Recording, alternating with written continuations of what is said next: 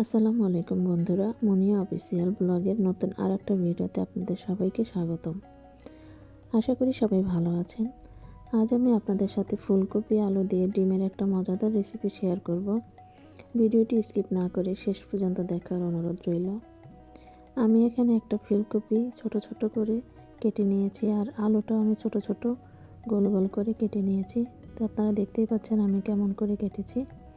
সেই সাথে আমি 1 কাপ মতো মটরশুঁটিও নিয়েছি স্বাদের জন্য। তো এখানে আমি একটা বড় সাইজের পেঁয়াজ কুচি করে নিয়েছি, আর কয়েকটা কাঁচামরিচ। যে যেমন ঝাল খাবেন সে তেমনই ঝাল দিবেন। আর নিয়েছি কালো জিরে আর 2টা তেজপাতা। তো আমি কড়াইয়ে তেল দিয়ে দিব, আর তেলের মধ্যে আমি এখন তেজপাতা আর কালো জিরা ফোড়ন দিয়ে দেব। কালো জিরা আর তেজপাতা দেওয়ার পরে আমি এর মধ্যে কেটে রাখা পেঁয়াজ আর কাঁচামরিচ দিয়ে একটু ভালো করে নেড়ে চেড়ে নিব। তো পেঁয়াজটা যতক্ষণ না নরম হয় ততক্ষণ পর্যন্ত আমি এভাবে নেড়ে চেড়ে নিব। পেঁয়াজটা যখন একটু নরম হয়ে আসবে তখন আমি এর মধ্যে কেটে রাখা ফুলকপি আলু দিয়ে দিব। আলু আর ফুলকপি দিয়ে আমি ভালো করে মিশিয়ে নেব। উপর থেকে নিচ থেকে সব কিছুই একসাথে মিশিয়ে নেব। সামান্য পরিমাণ পানি দেব সিদ্ধ হওয়ার জন্য। এখানে বেশি পরিমাণ পানি দেব না, যেহেতু এটা একটা ভাজি হবে। এই ফুলকপিটা গলে যাবে না, এরকম আস্ত থাকবে, কিন্তু একদম নরম হয়ে যাবে। তো একটা ঢাকনা দিয়ে আমি কিছুক্ষণ ঢেকে রেখেছিলাম। এখন আমি কালারের জন্য দিয়ে দিলাম হলুদ আর স্বাদের জন্য লবণ। তারপর আমি আবার একটু ভালো করে নেড়ে চেড়ে নিচ্ছি।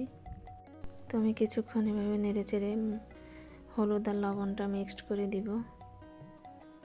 তারপর একটা ঢাকনা দিয়ে কয়েক মিনিট ঢেকে রাখবো সবজিটা সিদ্ধ হওয়ার জন্য। তো সবজিটা যখন হালকা সিদ্ধ হয়ে যাবে তখন এর মধ্যে আমি মটরশুঁটি দিয়ে দিব। মটরশুঁটি দিয়ে আমি একটু ভালো করে নেড়ে চেড়ে নিব। তারপর আমি আবার একটু ঢাকনা দিয়ে কিছুক্ষণ ঢেকে রাখবো। তো আমি তেজপাতাগুলো উঠিয়ে ফেলে দিচ্ছি।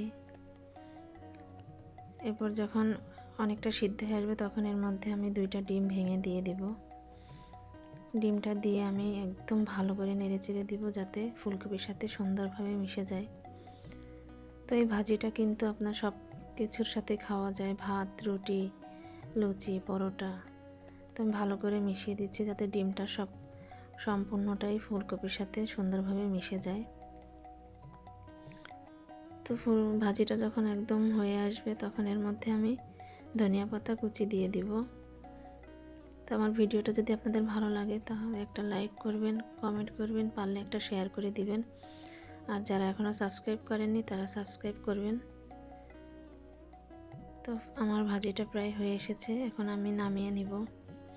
তো এতক্ষণ যারা আমার সাথে ভিডিও দেখছিলেন তাদেরকে জানাই আন্তরিক ধন্যবাদ। যারা এখনও লাইক করেননি একটা লাইক করে দিবেন, কমেন্ট করবেন এবং শেয়ার করে দিবেন। তো ফুলকপিটা একদমই নরম হয়ে গেছে, কিন্তু আস্তই ছিল, দেখতেই পাচ্ছেন। তো খেতে অনেক টেস্টি হয়েছিল। তো এতক্ষণ আমার সাথে থাকার জন্য অনেক ধন্যবাদ। নতুন কোনো ভিডিও নিয়ে আবারও দেখা হবে। আল্লাহ হাফেজ।